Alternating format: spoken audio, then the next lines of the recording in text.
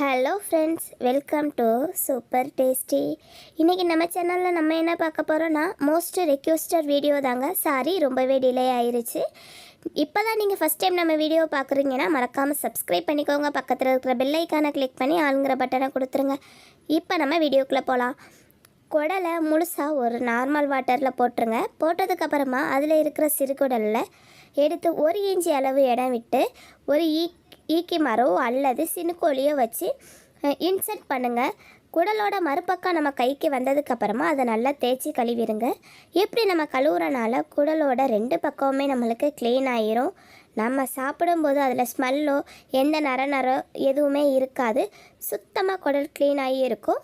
இதை நம்ம சின்ன சின்னதாக கட் பண்ணி பக்கத்தில் ஹாட் வாட்டர் இல்லைன்னா நார்மல் வாட்டர் வச்சுக்கோங்க. அதுக்குள்ளே போட்டுருங்க. இது நம்ம போடுறனால அதில் இருக்கிற மொச்சை வாடை போகும். அவ்வளோதான். இதுக்கப்புறமா தெளிவாக பார்த்துடலாம்.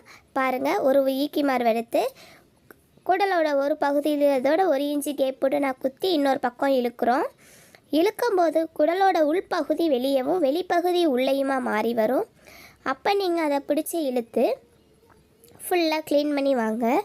ஏன்னா அதில் இருக்கிற அழுக்குகள் எல்லாமே மொத்தமாக உங்களுக்கு கீழே வரும். அதை ஃபுல்லாக நம்ம ரிமூவ் பண்ணிட்டோம்னா குடல் ரொம்பவே சுத்தமாகிரும். அதோட அழுக்கு எப்படி இருக்கும் அப்படிங்கிறத பாருங்கள். இப்படி தான் இருக்கும். இதெல்லாம் பார்த்துட்டு நம்ம இந்த மாதிரி கழுவாமல் கண்டிப்பாக சாப்பிட மாட்டோம். 2 சைடுமே கழுவிடுங்க. அடுத்து இதுவும் அந்த குடல் பையில் இருக்கிற ஒரு பகுதி தான். இது அந்த இறலாம் சாப்பிடுது இல்லையா, அதோட பகுதி தான். இது எப்படி இருக்குன்னா நிறையா அரையா சின்ன சின்ன பை மாதிரி இருக்கும். இதையுமே ஒவ்வொரு பை மாதிரி இருக்கு இல்லையா, அதுக்கு இடையிலையும் கையை வச்சு நல்லா தேய்ச்சி கழுவிக்கோங்க. ஏன்னா அது சாப்பிட்டது எல்லாமே அதுக்குள்ளே இருக்கும். உங்களுக்கு இப்படியே தேய்ச்சி கழுவ கஷ்டமாக இருக்குது அப்படின்னா நீங்கள் 2ஆக அதை கட் பண்ணிடுங்க. ஆனால் உங்களுக்கு இப்படியே தேய்ச்சி கழுவ ஈஸியாக தான் இருக்கும். ஏன்னா அது அழகாக பெய்யாக இருக்கு இல்லையா, அதனால தான். அடுத்து இதையுமே நல்ல சின்ன சின்னதாக கட் பண்ணிடுங்க. ஆனால் நல்லா சுத்தமாக கழுவிடுங்க.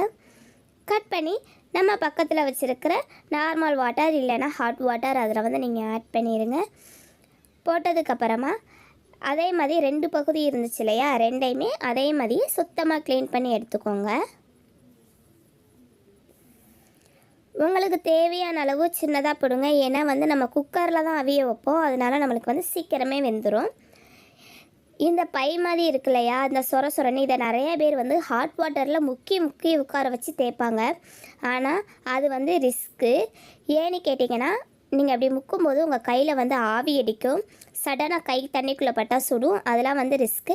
அதுக்கு இப்படி சிம்பிளாக அருகாமனையில் நார்மலாக தேய்ச்சாலே போதும். அது எல்லாமே ரிமூவ் ஆகி வந்துடும். நீங்கள் ரொம்ப ஹார்ட் ஒர்க் பண்ணி ஹெவியாலாம் தேய்க்கணும்னு அவசியம் இல்லை. அப்படி நீங்கள் தேய்ச்சிங்கன்னா குடல் கிழிஞ்சிரும். நார்மலாக லைட்டாகவே ரொம்ப ஹெவியாக கொடுக்காமல் லைட்டாக தேய்ச்சாலே போதுங்க. சுத்தமாக க்ளீன் ஆயிரும். நீங்கள் இப்போ தான் மொத குடல் க்ளீன் பண்ணுறீங்க அப்படின்னு நினச்சா இந்த மெத்தட் யூஸ் பண்ணுங்கள். ஏன்னா ஹாட் வாட்டர் அடுப்பு பற்ற வச்சு தண்ணிக்குள்ளேயே அவங்க முக்கி எடுக்கும்போது கையில் சுடுறதுக்கு வாய்ப்பு இருக்குது. நான் பார்த்த வரைக்கும் நிறைய பேர் அப்படி தான் செய்வாங்க.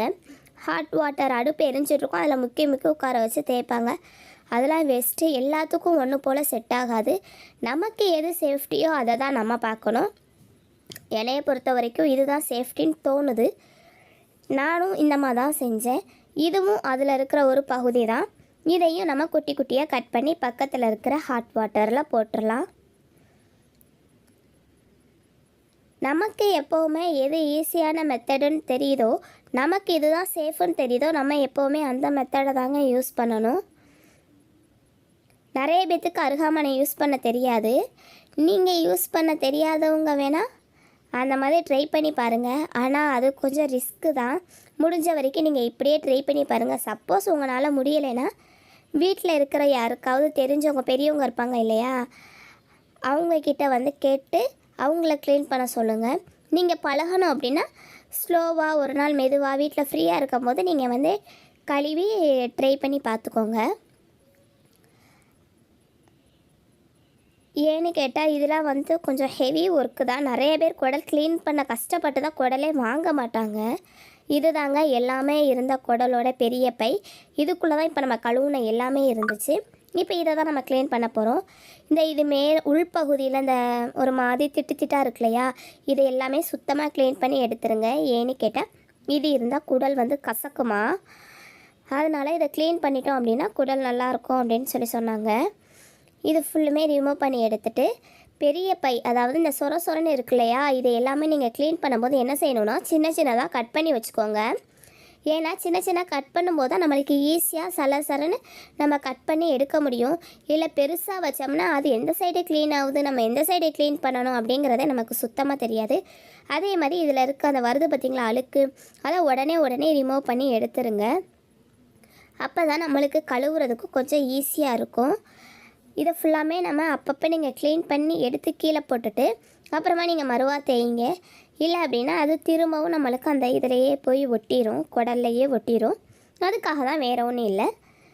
பாருங்கள், நம்ம அருகாமனையில் தேய்ச்சா எப்படி வெள்ளையாக போகுதுன்னு. இதே ஹாட் வாட்டரில் முக்குனாலும் கண்டிப்பாக இப்படி தான் சுத்தமாகும். உங்களுக்கு எந்த மெத்தடு பிடிச்சிருக்கோ நீங்கள் அந்த மெத்தடில் பண்ணி இந்த மாதிரி ஹாட் வாட்டரில் போட்டுருங்க. ஓகே ஃப்ரெண்ட்ஸ், இந்த வீடியோ உங்களுக்கு பிடிச்சிருந்துச்சுன்னா லைக் பண்ணுங்கள், ஷேர் பண்ணுங்கள், கமெண்ட் பண்ணுங்கள். மறக்காமல் நம்ம சேனலை சப்ஸ்கிரைப் பண்ணி சப்போர்ட் பண்ணுங்கள்.